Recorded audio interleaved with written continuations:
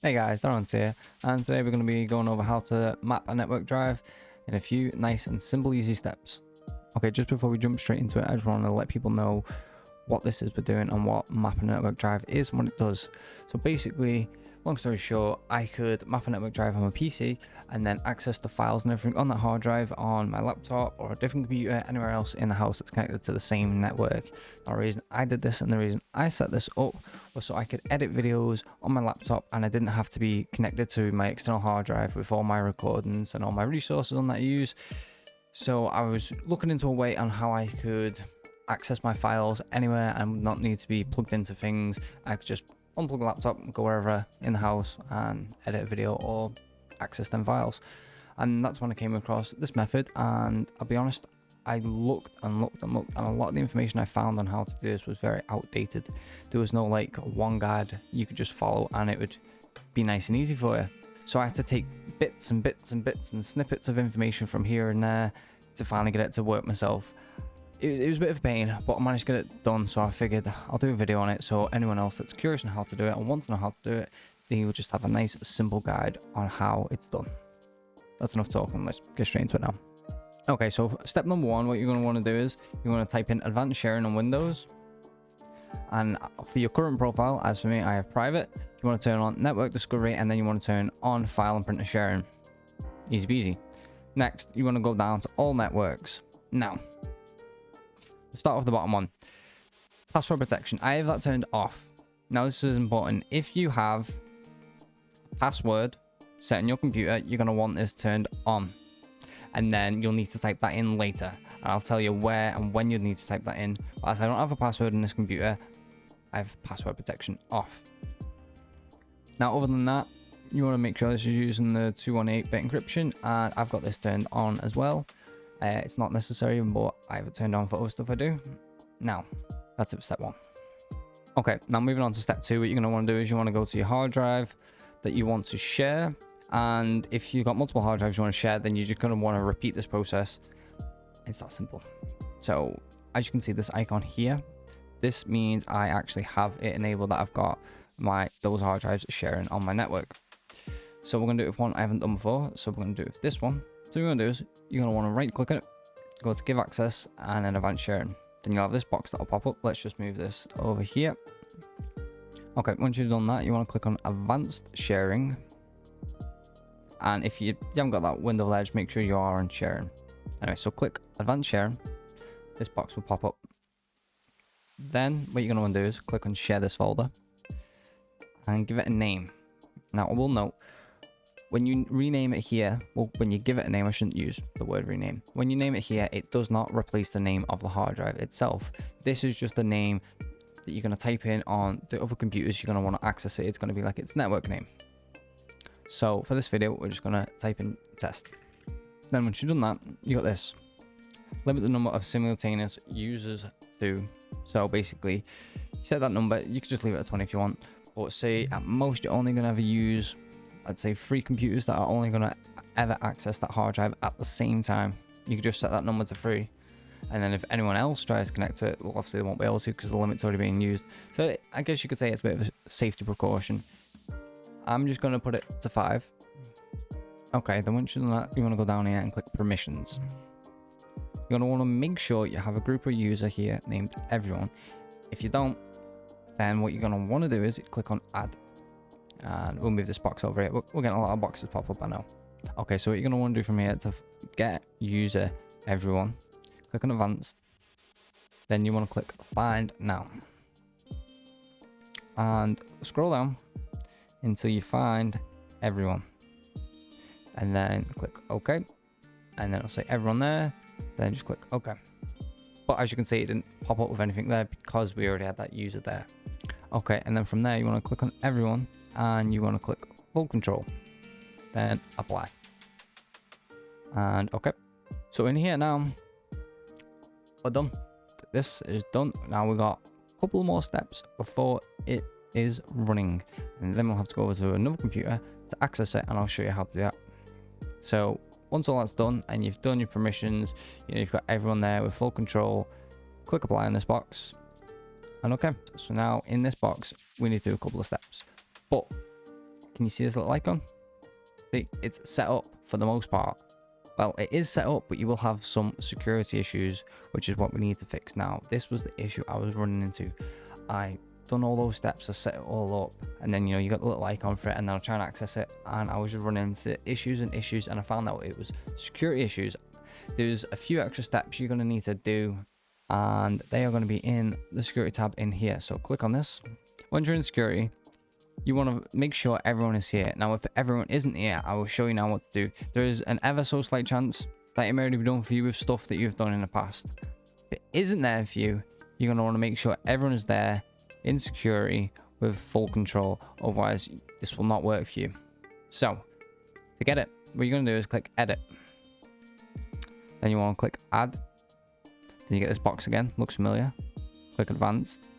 Click find now. Scroll down. Find everyone. Click OK. See everyone there. Click OK again. Then they'll be there, and then you want to make sure full control. Then click apply and OK. And then OK on that box.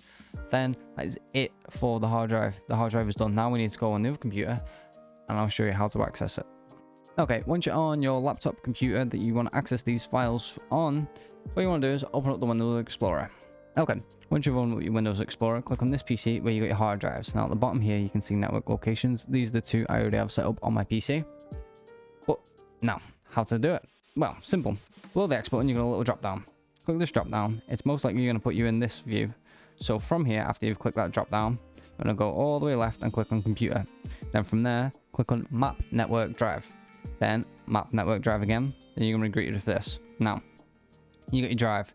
Give it a letter. I've got mine set to B and D, so just give it, I don't know, give it L for the moment. And then if we call it test, we'll put it on C. Now your folder, what it's going to be is a // the name of your computer, then a /, and then the name you give it. So I can show you how to get this information if you're on the other computer. Okay, so back on the main computer now with the hard drive that I'm sharing, and to get that information it is very easy. You just want to open up Windows Explorer. Then when you got Windows Explorer open, go to this PC, go to the hard drive that you're sharing, which is this one. Then you want to right click on it, go to give access, advanced sharing, and there's your network path right there. It's that simple. You want to type it in as it is seen there with the backslashes, the capitals, the hyphen. It is very sensitive. If you get a misspelling or you don't put the capitals in, then it will not pick it up. It will not detect it whatsoever. So you want to make sure that you get it correctly, each letter and number. Okay, so now let's go back on laptop and type this in. Just type this in real quick. Then once you've done that, it's a / and then the name you give it. So we called it test. Then reconnect the sign-in. I would leave that. It makes it easier, but you know, that's optional. It's entirely up to you. You don't have to. And then connect using different credentials. I don't. Then when you click finish, it's going to say attempting to connect. One or two things might happen here. This depends if you got a password. If you have a password, it's going to pop up like a little Windows box. It asks for the username and then your password. Your username will be your username and the password will be your password. You have to log in. It's simple enough. If you have password protection off, then you're not even going to see that window. You're just going to see a box coming up saying attempting to connect. So let's click finish. There we go. That quick. So now we have access to those, which was my external hard drive with games. Yep. Now I want to try and show you copy speeds so you can see how fast it is. But if I close that down now, as you can see, I've got a third one here now set to number T, letter T. Then you can actually just change the name here if you want it to not be so ugly. So let's just call it test. There we go.